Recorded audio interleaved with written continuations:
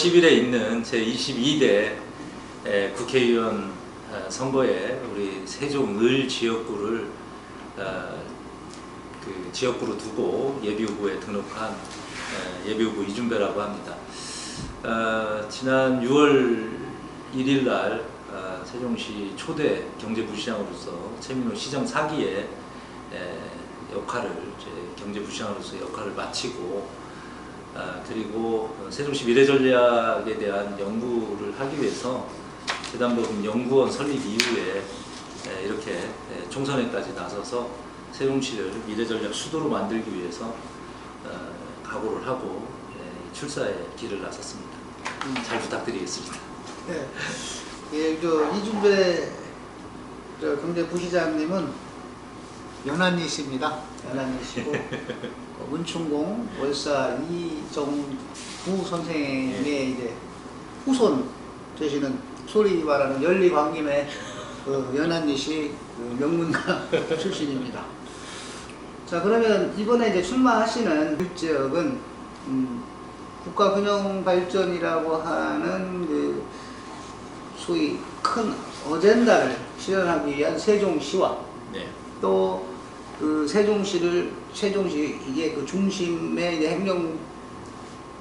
행정도시, 행정복합도시가 있고 거기를 둘러싼 그걸 품고 있는 지역, 그 과거 연기군 조치원읍 중심으로 한 그 지역이 출마 지역 되실 것 같은데, 이 출마 지역의 특징이라고 하면 어떤 게 있을까요?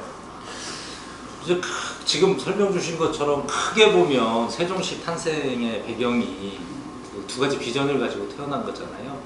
하나는 이제 국가 균형 발전이라고 하는 부분과 그리고 국가 경쟁력 강화라고 하는 두 가지 측면인데, 경쟁력 강화라는 것은 이제 어떤 다른 측면에서 이제 설명을 하면 될 것 같고, 지금 주신 말씀처럼 균형 발전이라는 부분에 있어서 어떤 측면에서 보면 아주 그 세종시 내의 균형 발전에 어떤 가장 중요한 바로메타 같은 그 곳이다, 지역이다, 이렇게 생각이 들어요. 그래서 여전히 이제 도시와 농촌이 복합형으로 되어 있는 구조이고, 또 농촌 내에서도 그 안에 이제 균형이라고 하는 부분들에 대한 절실함이 곳곳에 이렇게 스며 있는 곳이라서, 어떻게 보면 여기가 우리 세종시가 균형 발전으로서의 제대로 된 도시다라고 평가를 할 때 가장 우선적으로 들여다봐야 될 지역이다, 저는 그렇게 생각하고 있고요. 그렇게 보고 지금 제 나름대로의 어떤 세종을에 대한 미래에 대한 비전들을 좀 만들어가려고 이렇게 노력하고 있습니다. 네. 출마 지역이 결국 이제 국가 아젠다인 국가 균형 발전, 또 어찌 보면은 그 축소판인 그 세종시 내에서의 균형 발전, 이런 것들이 복합되어 있는 지역인데, 여튼 이 지역이 물론 뭐 행복도시도 있지만은 세종시 전체적으로 봐서 이 지역이 뒷받침하지 않으면 세종시가 옆으로 절름발이 성장할 수도 있는 거고, 그래서 지역 역동성이라든가 다양성이라든가 여러 가지 다양한 그런 문제들이 있는데, 이 지역의 어떤 와서 보시면서 가장 큰 현안이랄까 하는 것이 어떤 게 있을까요? 저는 이제 이번 선거에 우리 세종을에서 제가 국회의원으로서 가장 우선적으로 생각해야 될 부분 중에 하나가 이제 뭐 비전이 있고 이제 나름 목표가 있잖아요.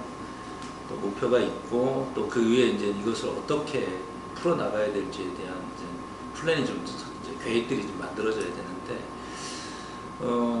이제 세종시 전체 비전이 지금 최민호 시장의 시정 4기에서 얘기하고 있는 미래전략 수도이고, 그리고 제가 세종을을 바라볼 때 가장 중요하게 바라보는 부분이 이제 그 남행 북경, 남세종은 행정중심 도시, 북세종은 경제중심 도시로 만들어야 된다.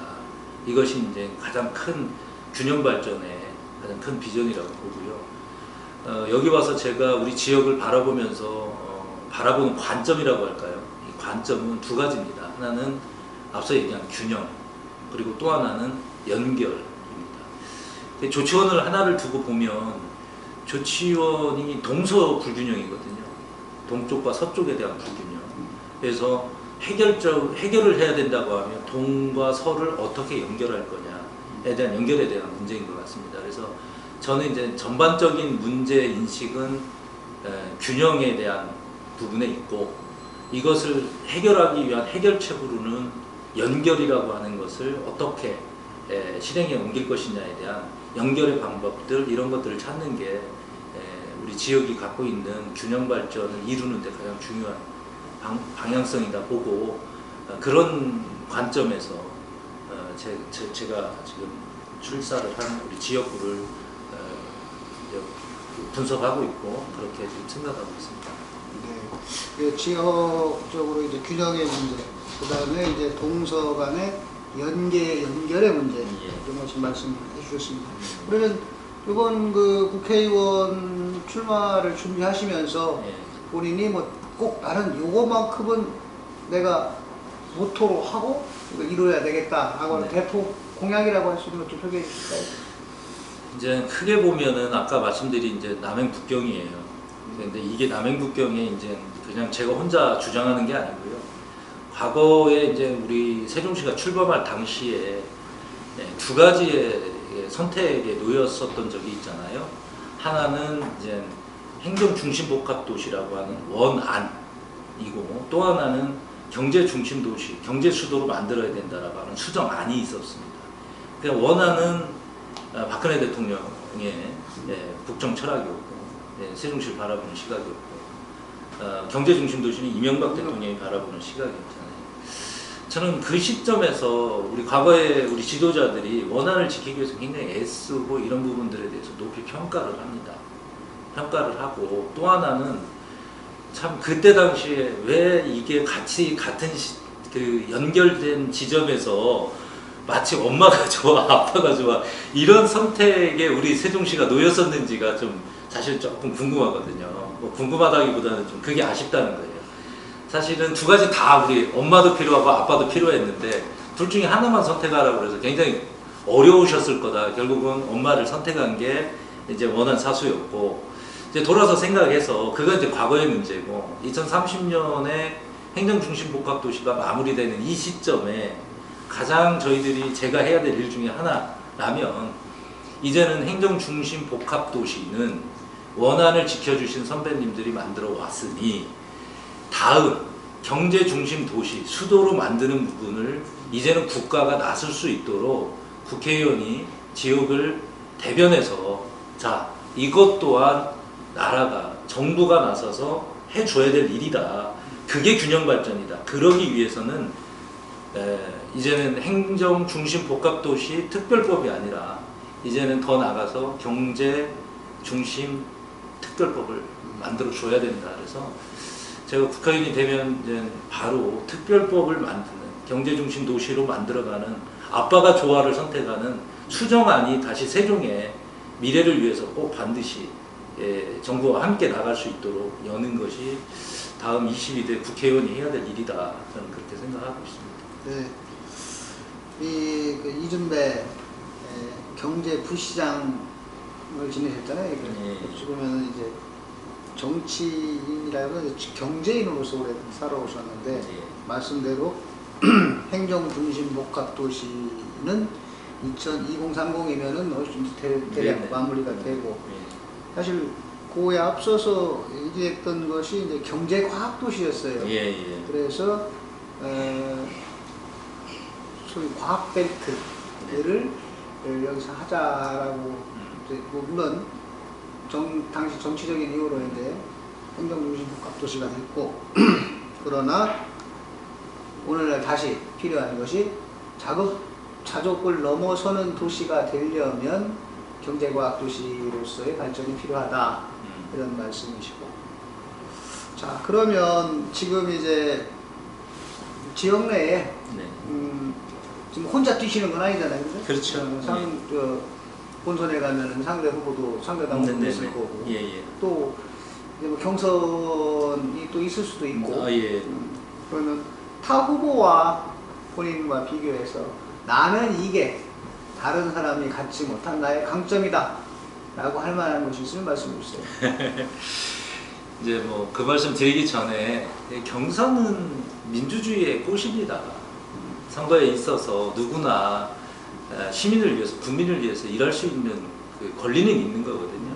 그래서 그런 권리에 있어서 누구든 간에 경선을 피해서는 시민의 지지뿐만 아니라 민주주의를 또 지키는데 오히려 정치를 한 단계 후퇴시키는 일이라고 저는 경선 없는 정치는, 경선 없는 선거는 그렇게 생각을 하고, 경선은 반드시 있을 거라고 믿고, 저도 그런 경선에 한 플레이어로서, 선수로서, 후보자로서 제가 갖고 있는 뭐 다른 후보에 대해서 저는 별로 그렇게 얘기하고 싶지 않습니다. 본인의 강점. 그래서 저는 뭐 제가 가진 거 뭐 다 말씀드리자면은 뭐 사실 오늘 밤을 새야 됩니다.